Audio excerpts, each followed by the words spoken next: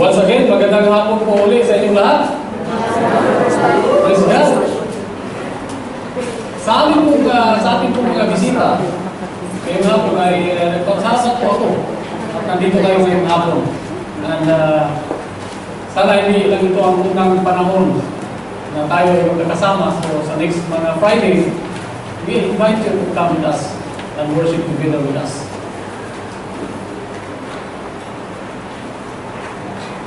Siguro naman ay kayo lahat ay nanonood ng mga current events, mga balita, di ba?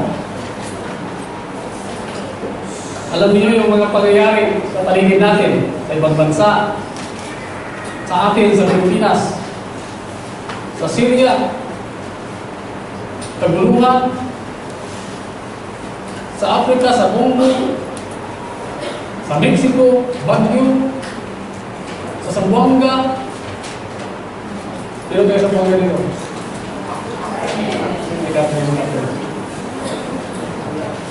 Pag nakikita mo sa TV, kaguluhan. Dami mga problema. Masasabi natin na ang buhay ay hindi madali. Life isn't always easy.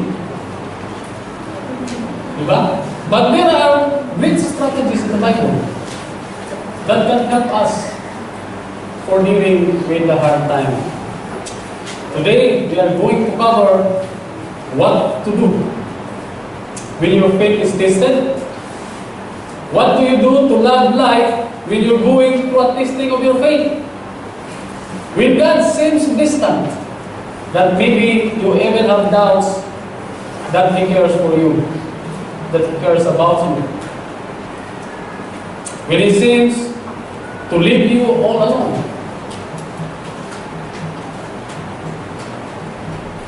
When even prayer seems difficult, kahit ikaw ay manalangin, mahirap.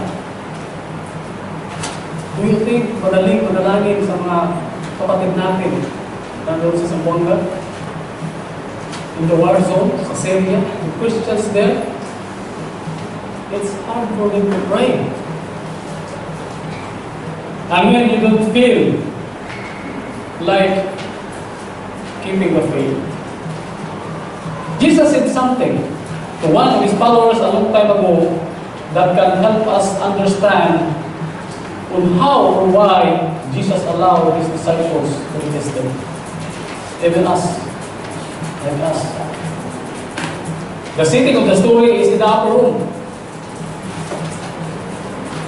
Balikan po natin, sa upper room po sila. Dumatapos sila kumain after the Last Supper. So siguro nag-usap-usap na sila, tapos na sila kumain, busog na. Nag-usap-usap po sila. Yung iba pa nga, sabi sa Biblia, di ba? Yung ibang apostol, ay nag-uunahan na sila. Kung sino ang mauna, sino ang maging right hand, left hand ni Jesus Christ. Kasi yung perception nila that Jesus will rule an earthly kingdom. So hindi nila intindihan. That is before Jesus is going to the cross and suffer and die on the cross. At that time, sinabi niya sa kanyang mga disciples, and also to his lead apostle Simon Peter, about his faith coming under a tremendous test.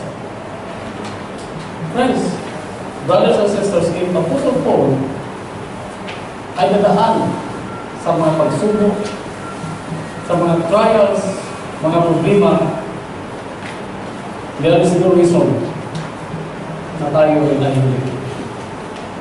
As you know, Peter is one of the key apostles of Jesus Christ. He is the one who cut the ear of the soldier. And in Gethsemane, yung hinuhuli na rin sa Jesus Christ. He is part of the inner circle of Jesus. A fisherman by trade, he is the disciple who loved Jesus. Some people call him Saint Peter. Peter in the pearly gate. But this is a saint who faltered in his commitment. Nagsibsag po din yung commitment niya. Nawintan din po siya. One moment, he is climbing out of the boat and walk on water. Lumakad po siya sa water. The next moment, he is swimming with the fish. Because natakot siya sa hangin. Kinuha niya yung focus niya sa Jesus Christ at siya ay kasama sa isda na naglalangoy. One moment he said, Jesus, you are the Christ, the Son of the living God. The next moment, Jesus rebuked him. Get behind me, Satan. One moment, he is faithfully declaring, even if everyone falls away, I will not. The next moment, he is denying Jesus Christ 3 times before the rooster crowed. That's Peter. He is an apostle tasted by his faith. Bago po tayo magpatuloy, tayo po na muna yung manalangin. Just pray. Lord, once again, nandito kami, Panginoon. Salamat sa hapon na ito, Panginoon. I pray for blessing sa iyong mga kapatid, Panginoon. Bless mo po sila, Panginoon, as they will receive your word. To linger in their heart and mind, Panginoon, na hindi po sila uwi na hindi ikaw ang nag-uusap sa kanila. Guide mo po ako, Panginoon, habang yung behind the cross of Jesus. In Jesus' name I pray. Amen. Amen. This afternoon, sa hapon na ito, you are going to look at the example of Peter. Tingnan natin yung example ni Peter. How God desired to move us into Christ like this, just as He did with Peter. Ano bang ginamit niya dito? He uses trials and all sorts of circumstances to do that. Sa totoo lang po, wala po siguro isa natin dito na hindi dumaan sa mga trials, mga difficulties. Lahat po tayo ay dumaan sa mga pagsubok sa buhay. Jesus warned Peter that he would go through a testing period in our scripture reference today. In Luke chapter 22, verse 31 to 32. Here I want you to see that although testing time will come, Jesus always knows what's the best for us. Simon, Simon, Satan has asked to save all of you as well. But I have prayed for you, Simon, that your faith may not fail. And when you turn back, strengthen your brothers. Although Jesus said and addressed it to all the apostles, kasi nandoon sila sa hapagkainan, He specifically addressed this Peter. He said, Simon, Simon, Satan has asked to save all of you as well. But I have prayed for you, Simon, that your faith may not fail. And when you have turned back, strengthen your brother. Jesus apparently believed that this process was necessary for Peter. Jesus called it sifting like wheat. Sifting is a two-stage process. Yung una po involves tossing wheat in the air and allow the chaff to blow away in the wind. The second involves a sieve. Sieve parang isang screen that will be used to separate what is valuable and useful from what is profitable. In this way, the farmer cleans the wheat and prepares it for the market. He is preparing it for a purpose. Sa Pilipinas po, yung ginagawa po natin sa palay, di ba? Yung nigo, alam yung nigo? Yung bilao, nigo siya sa amin, yung bilao. Ginalagay yung palay sa nigo, yung katapos lang alihin. Tapos ginagawa siya para matanggal yung mga grains na walang laman. Tahim? Yung iba naman, malapit sa power source, naglagay ng electric fan, ginanaw. Para masiparin yung mga walang laman na sa may laman. And the farmer is preparing this for purpose. Yung iba naman ginagawa yung sieve, yung parang screening. Sa tulad ng nag-apply ng isang trabaho, tinitesting, tiniscreen.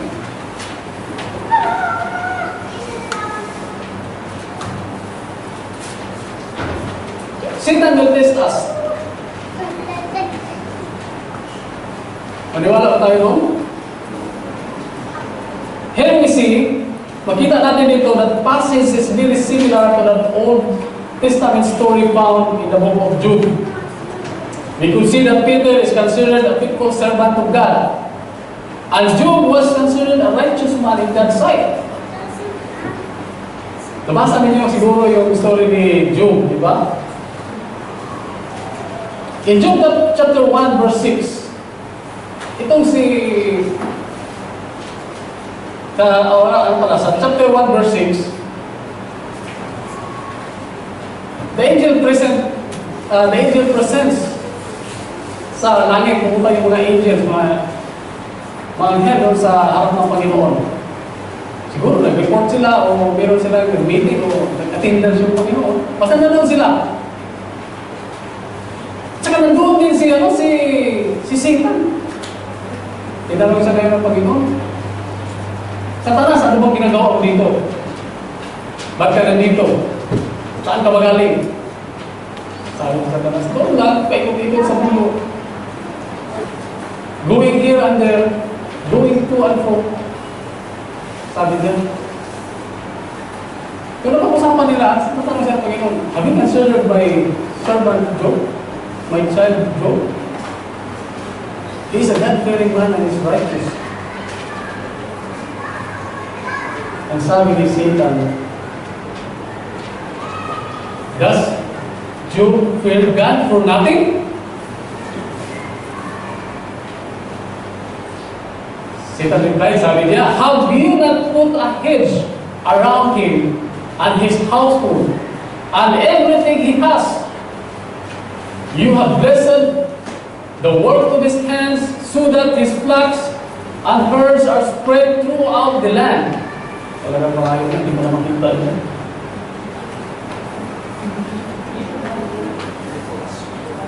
But stretch out your hand and strike everything he has, and he will surely curse you to your face. Sabi niya, kung hindi mo lang, you put the hedge there, yung sinasabi doon, have you not put a hedge? Ito po yung protection. Tingnan niyo sa dictionary, border. Protection. He is protected by God. Makita niyo mga kapatid, Satan cannot do anything to us. Because if you are God's children, if you are really a child of God, Satan cannot touch you. You see this word, have you not put a hedge around him and his household and everything he has? Ano sinabi ni Satan? But stretch out your hand and strike everything he has, and he will surely curse you to your face. Kung hindi ka niya susumpain. So the Lord said to Satan, very good, then everything he has in your power. But on the man himself, do not lay a finger. So yung mga sunod na nangyari doon, di ba? Namatay yung mga anak ni Job, yung mga servants niya, yung mga hayop niya, yung mga kambing, mga tupa, namatay doon. Di lagi bumalik pa si Satan. Kasi hindi pa rin natinod si Job. So yung sumunod na, yun na yung nagkasakit na si Job, yung sakit sa banata niya. But still, Job. Hindi siya may klaro sa Panginoon, but still, his faith is very strong. Alam niyo po, there's a story about Satan going up and down to heaven.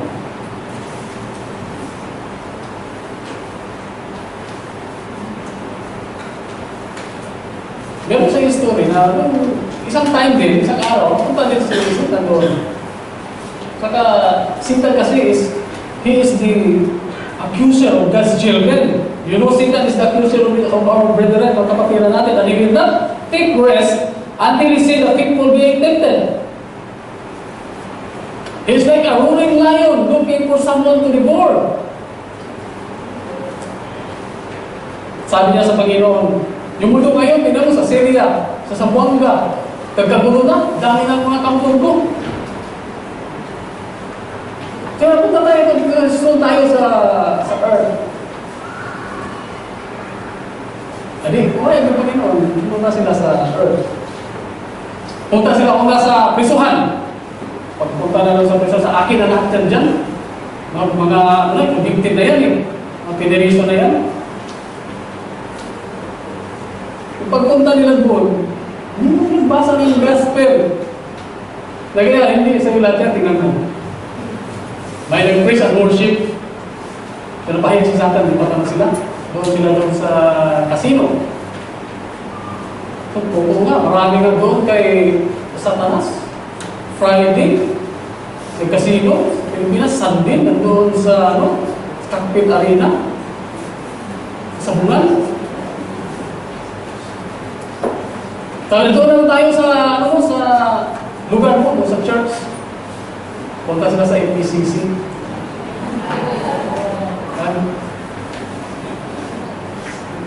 Tingnan sila sa FECC, okay. Nandun tayo sa kabila.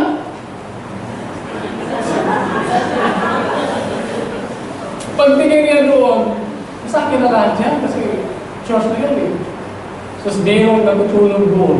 Sabi niya, akin yan, natutulog, hindi nakinig sa pastor. Mahirap pala natutulog sa church, you know? Aakinin ka agad ni Satanas. Friends, why are we here for? We are here to worship God. Hindi tayo pumunta dito para ma-bless sa preaching. We are here to praise God, to praise and worship God. Pag tayo nandito, tinutulugan lang natin. 2 oras na tayo mag-worship service, 45 minutes ang sermon, tulugan pa. Alam mo, in one of Paul's, Apostle Paul's preaching, sa taas ng sermon Paul, doon siya sa third floor ng sermon, may isang tao na nakaupo sa gilid ng bintana. Doon, sa taas kasi, mula siguro sa umaga, nag-apos siguro ng nakatulog siya. Si Tychicus ang pangalan. Kahulog. Patay. Sumunod na, dahil pumunta si Paul doon sa daba. Saka, yakap ni Paul, binuhay ni Paul. So kayo po, kung natutulog kayo dyan, tapos nahulog kayo, namatay kayo, hindi ko po sigurado na mabuhay kayo. Wala kayo matulog. Hindi po ako si Paul. Okay? Notice what Jesus said to Peter in Luke chapter 32, 31 to 32. Simon, Simon, Satan has asked to sift you as wheat. But I have prayed for you, Simon, that your faith may not fail. And when you turn back, strengthen your brother. Now we see Jesus gives warning to Peter that the same thing is about to happen to him.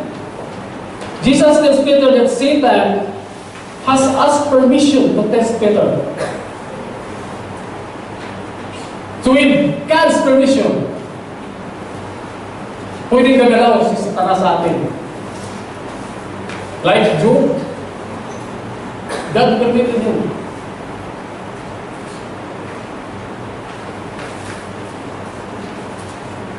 We might have expected Jesus to say, Satan, si Satanas, nag-ask ng permission to sift you like wheat. But I did not lead him. Di ba? Maganda sana kung gano'n, I wish it had said that. But that's not what it says. Hindi po yung sinabi ng Panginoon. Jesus allowed it in Peter's life. Even though he loved Peter. And if He allowed it to happen to Peter, there's no reason it will not happen to us also. It has to go through Jesus before Satan got permission. But Jesus did allow it. You know why? There is something in the character of Peter that Jesus, that God would like to deal with. Notice also that Jesus encouraged Peter by telling him, I have prayed for you. Pinapanalangin kita. He believed that Peter is eventually going to be stronger from having gone through this. Pero alam niya ang mangyayari, di ba? Kasi sabi niya, He says, when you turn back, not if you turn back, this is hindi sigurado. When na eh. Kung pa yun, dadalawang isip pa tayo doon. He says what is valuable after all the chaff is destroyed. Katulad ng isang grains. Jesus is teaching us humility. In our story this afternoon, Jesus is teaching Peter how to be humble. Kilala niyo yan? Hindi yan si Justin Bieber, ha?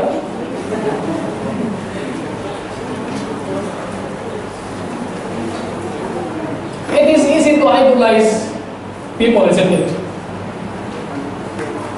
Madali lang pong maghanga sa isang tao.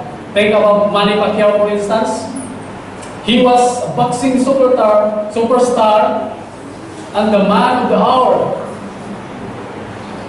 Siguro lahat tayo kakilala ni Manny Pacquiao. When Pacquiao fight Marquez for the 4th time, marami na nagtatanong, really ask, what is going to prove? Siguro kayo rin nagtatanong, di ba? What is going to prove? He's already the best pound-for-pound boxer in the world with 8 world titles in his hands, which became the first and only 8th division world champion in which he has won 10 world titles, as well as the first to win the lineal championship in 4 different weight categories. And the last time we see him on the ring, yung last natin siya nakita sa ring is lying flat on the canvas, sleeping. Now, we see the real person and the shine comes off. He is just an ordinary man. Sometimes, ganoon din masasabi natin sa mga apostles, masasabi natin sila yung mga spiritual superstars. But at heart, they are just an ordinary man. Men with faults, may pagkakamali din. Peter is an ordinary man who Satan asked permission to be tempted. He was very sure, di ba? Peter was so sure, wasn't he? Like Manny Pacquiao, he was so sure, and even we Filipinos are very sure that he can defeat Marquez. Yung hinintay na lang natin na manag-out. Diba? But the opposite happened. Jesus said to Peter, Peter, I'm gonna pray for you that in the midst of struggle, in the midst of trials, in the midst of heartache, and in the midst of testing, that your faith may not fail. And he continued, so that when you have torn again, you will strengthen your brother. What an optimistic word from Jesus. You know what Jesus is trying to emphasize is that, Peter, I do not want your trials, your struggles to be wasted. Now, question. Let me ask you an honest question. Did Peter deny Jesus? Yes or no? Yes. Did Jesus know that Peter will deny him? Of course. Because after that he prayed, Peter came back and Jesus specifically said that when? Yung sinabi mo na kanina, not if. Now, why did Jesus allow Peter to leave the step or to be saved like death? Let's scrutinize or examine what Peter's answer to Jesus.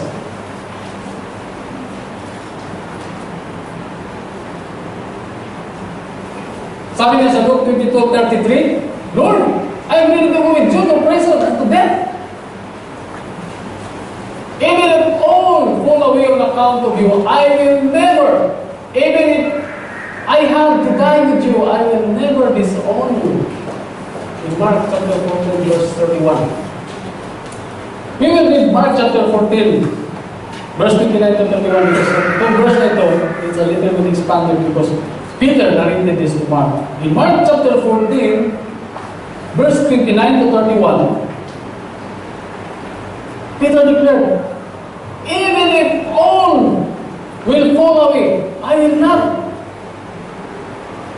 Sabi ni Jesus, truly, I tell you, today, or yes, tonight, before the rooster crows twice, you yourself will disown me 3 times. Sinabi ko ni Peter, at Peter insisted emphatically, even if I have to die with you, I will never disown you. Ano the other apostles said the same. Friends, may alam ba si Peter? Is Peter humble or proud? Look and read again Mark 31. But Peter insisted emphatically. Emphatically means forcefully, definitely. Even if I have to die with you, I will never disown you. Oh. Kaya mo kayo, hindi.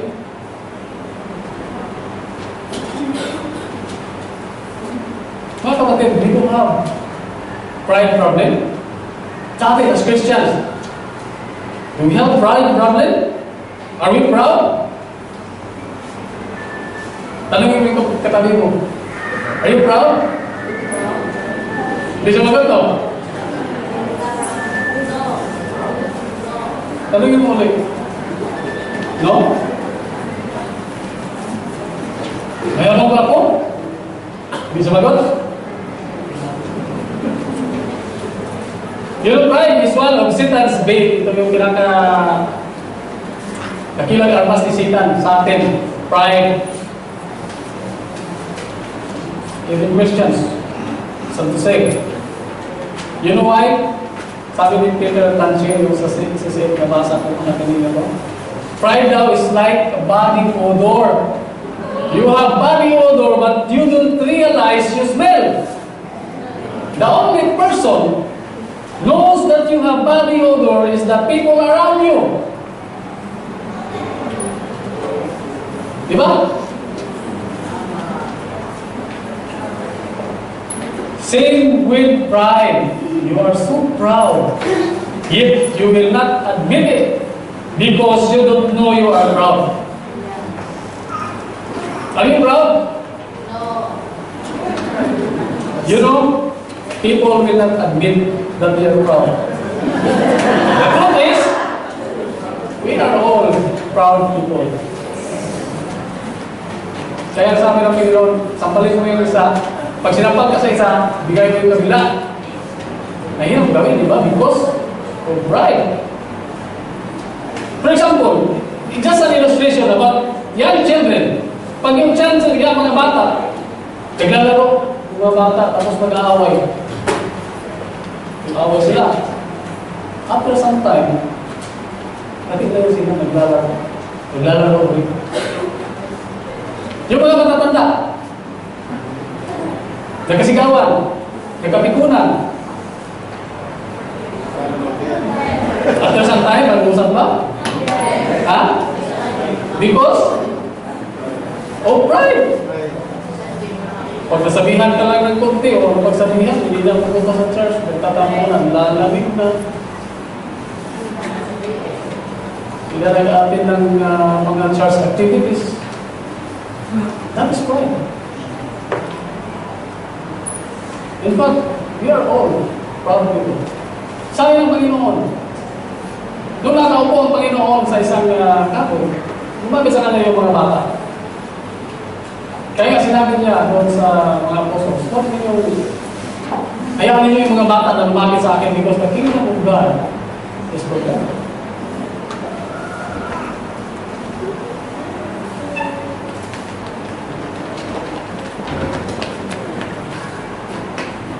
Now, how will you teach proud people humility? Huh? Listening from others, from parents, from older person who experience already. Yung mga experiensyado na. Pwede kang doon marinig, makakuha ng lesson. Pwede kang makakuha doon. But there are some people who want to experience themselves. Di ba? Kahit sinabi na bawal yan. Yan ang mangyayari sa iyo pag gagawin mo yan. Ginagawa talaga. You will not follow. You will not follow.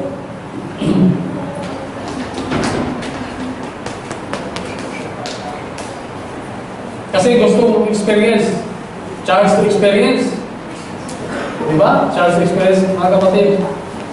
You know, experience is very, very effective teacher. There is just one downside. It's painful. Diba? Masakit. Sometimes God allows experience to teach us. And here in our passage, Peter learned from experience and he learned it the hard way. And what he learned, he writes in 1 Peter chapter 5, verse 6 to 7.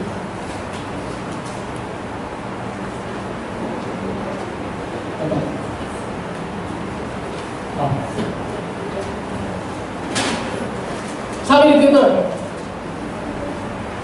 matapos na niya na-experience yung pangyayari na ito, sinulat na niya ito sa 1 Peter 5, 6 and 7. Therefore, humble yourselves under the mighty hands of God. Peter learned humility. Kasi then, casting all your anxiety on Him. Because He cares for you. He learned not to worry. He learned not to be afraid of people. The next thing he learned, 1 Peter 5, 8 and 9. What else did he learn? Be of sober spirit. Be on alert. Your adversary, the devil, prowls around like a roaring lion seeking someone to devour. And the next thing he learned, sinabi na doon, resist him. Was Peter sincere? Yes. He is so sure of himself. He is full of self-confidence. Like Peter, we want to stand before Jesus. Even in the time of trials, in the time of temptations, problems, we are firm that we won't let him down, but self-confidence is not enough. Because there's the devil who is very determined to see us fail. Si Satanas, Satan, Satanik. Satanik as Christian to God. Nag-create sa sitwasyon na magtanong tayo sa Panginoon. Satan causes doubt and frustration and frustrates us. Satan encourages us to make big claims which we cannot always back up. Friends, do you realize when you make stupid mistakes and Satan whispers to you and said, talunan ka. Wala ka ng silbi. Mayabang ka kasi. Talunan ka. Satan is after our soul. One moment, we can be so confident. And then down we go. Spiritual strength bagsak. Confidence smash. It always happens with God. God and sisters. Did you notice how Christ knew every detail about Peter's denial? Jesus said, Peter, before the rooster crows this day, you will say 3 times that you don't know me. Christ is aware of the teaching on your faith even before you know. Alam niya kung mangyayari sa iyo. You can possibly be going through something alone when He is aware of your circumstances. God can possibly be uncaring if he is concerned enough to pay attention to the details of your life. First hand, Jesus informed Simon Peter that this thing was coming. Inunahan na siya. Christ's awareness of the test on Simon's faith was invaded. Brothers and sisters, there is a single detail of your testing that Christ doesn't always know about. Look at Job. One of the most well-known tests of a man's faith was the assault of Satan's on Job. Like Simon Peter, Satan requested permission from God to launch an assault on Job's faith. While Job was fighting through his battle, he said it's about God.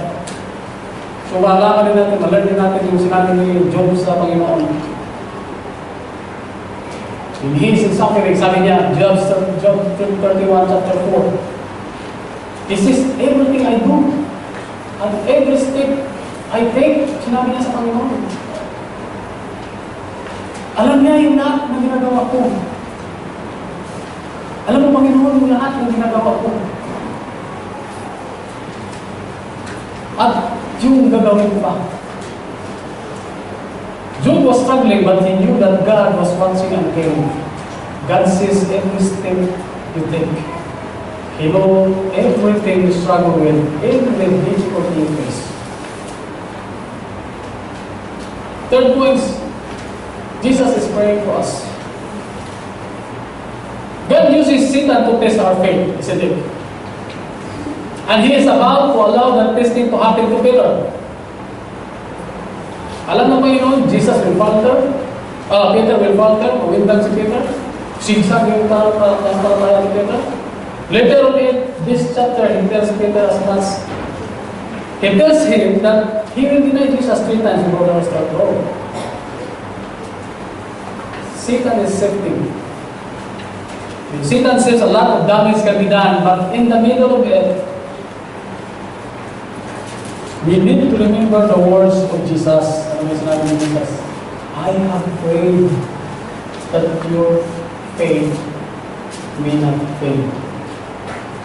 Peter was not on his own in this challenge. Peter had all the resources he needed to meet this challenge because Jesus is with him.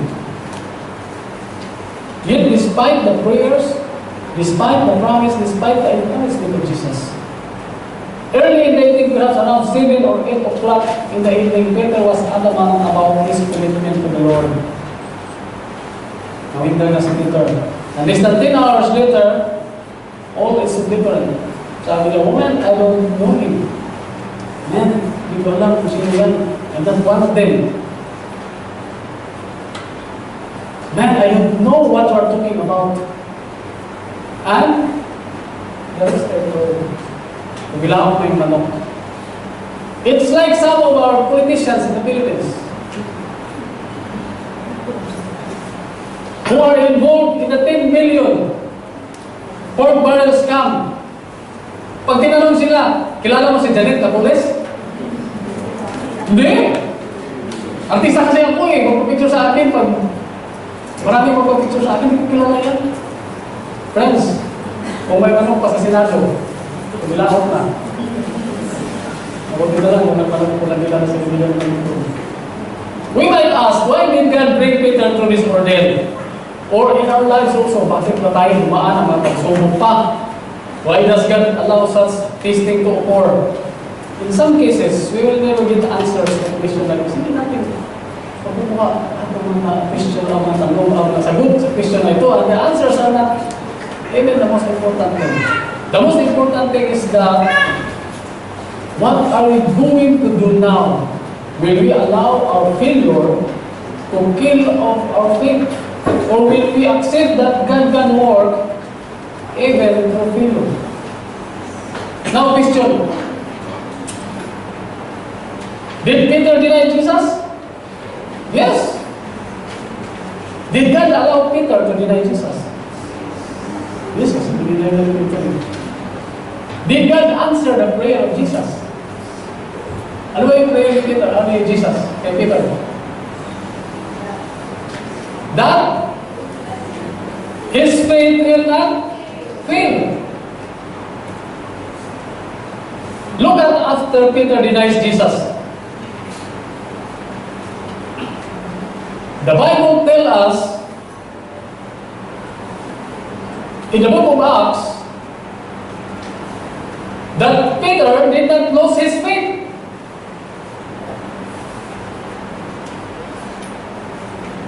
We realize many people lose their faith in times of testing, in trials, in times of failure. And in Acts chapter 4, sabi nga doon sa Acts, binasa niya doon, Peter did not lose his faith after he denied Jesus.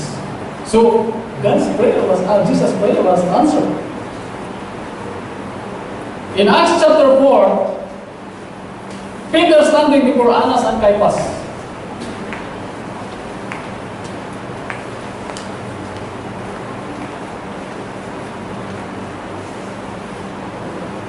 Nakatayo sa doon sa harapan ni Annas at ni Caiaphas, diba itong dalawa yung responsible sa pag-condemn kay Jesus Christ sa Jewish court. Is he afraid? Is he silent? Does he deny Christ?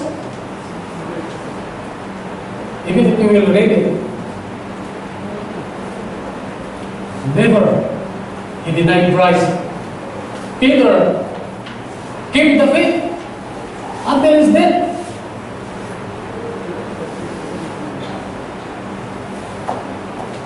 Peter kept the faith even he was crucified upside down. Alam niyo ba paano naman si Peter was crucified upside down?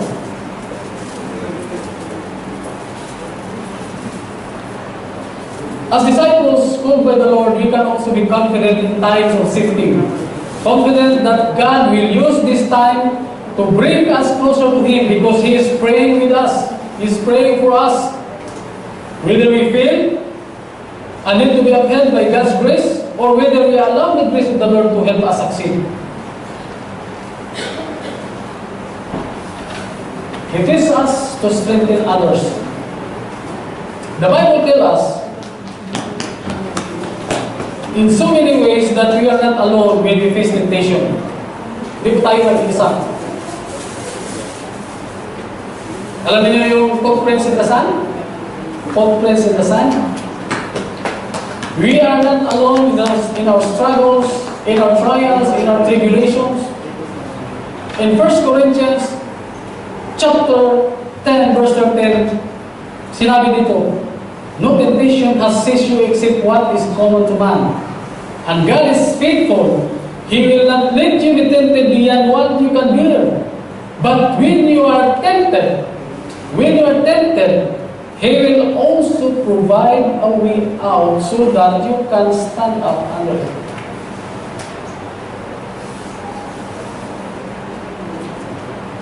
No temptation has got a hold of you that someone else has not been through. If we will only share and encourage each other more and keep ourselves focused to Jesus.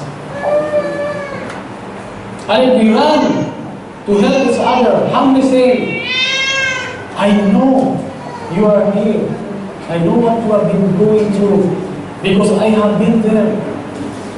You know God doesn't enjoy seeing your faith under test, but He does long to see your faith mature. Hindi niya gusto tayong dadaan ng ganyan na pagsubok. But He wants you to grow in maturity. And He longs you to see becoming more like Christ. Christ's comparison of silent test of partner sifting when pointed to the positive outcome of the process. You can eat bread out of it until the hull has been parted from the grain. That's why sifting has taken place. Makaluto ka na ng rice. Pag namatay na yung hull, yung ipakain,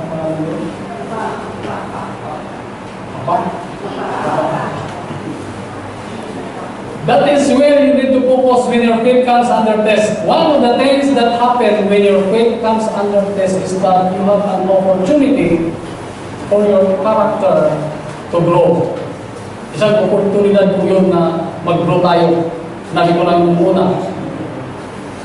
You can take heart that the same thing will eventually lead to success, like Simon Peter did. You can still learn from your mistakes, and that learning can be very valuable to you. As I told before, learning from experience. But sometimes, experience hurt.